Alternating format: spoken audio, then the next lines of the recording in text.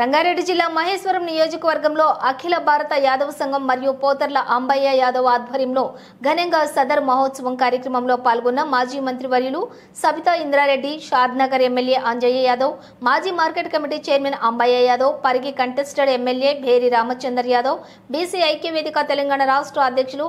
ఈ సందర్భంగా వారు మాట్లాడుతూ సదర్ పండుగ ఐకమత్యానికి చిహ్నమని అన్నారు.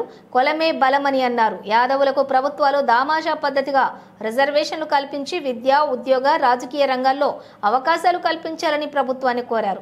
అందరూ ఐకమత్యంతో అభివృద్ధి దిశగా ప్రయాణించాలని అన్నారు. ఈ సందర్భంగా అందరికీ శుభాకాంక్షలు తెలియజేశారు.